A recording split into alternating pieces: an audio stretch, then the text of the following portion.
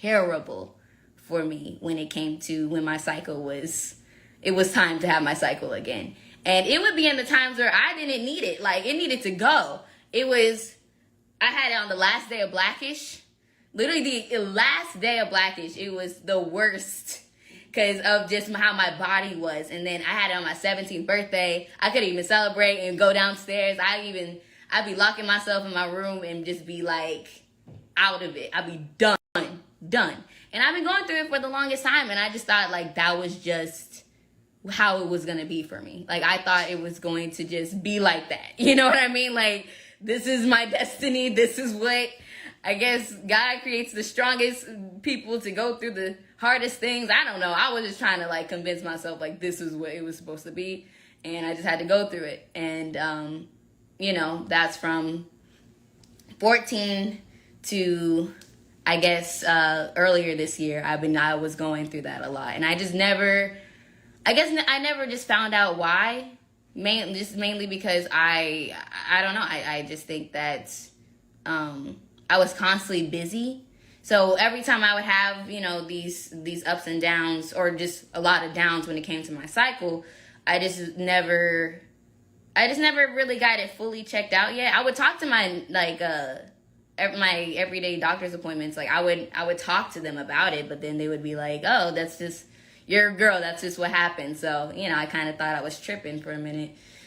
And then I was just like, no, this can't be right.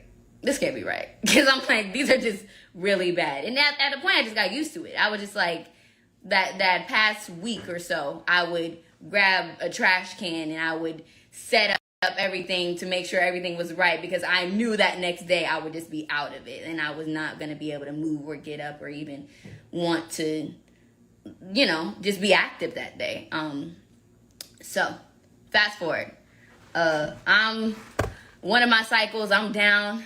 I'm having, you know, a moment. It's been terrible. And my parents come in and they're like, "Do you need to go to the emergency room?" And I'm like, I hate the emergency room. I hate the hospital. The hospital is just terrible for me. I'm like, no, I don't want to go.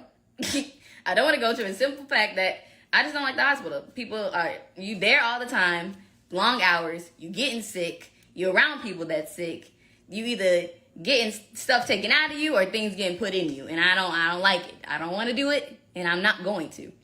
But eventually I was just like, I that same day, I was just like, yeah, I'm gonna have to do something about it, because I've been going through it for too long, and it was just something I just kind of suffered in.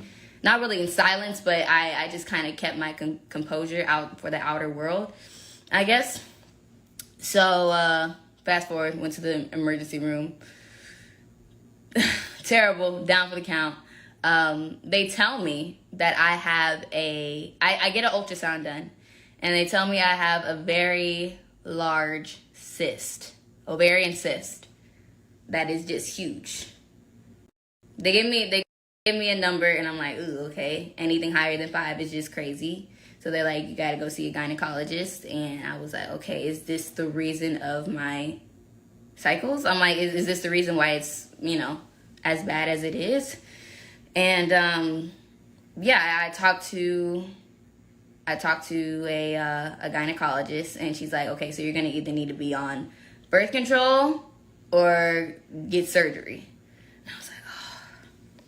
So the thing about birth control for me and my family is that genetically it never really went well for my family, and even just different issues. And you know, I know that's not that for everybody, because I know a couple people that also have are on birth control as well, and you know, including some people that I'm close to, my friends or whatever. So I was considering it, but knowing the history of my family, sometimes you gotta look back and see what your mom went through, your mom's mom went through, your mom's mom went through, to see just how it is just genetically. And I decided that probably wasn't the best move for me, because of just all of the symptoms and everything just that went, side effects, yeah, that went along with it. And I even with me being so busy and moving around as much, I didn't think I was able to deal with something else on top of that. So I decided to go with surgery.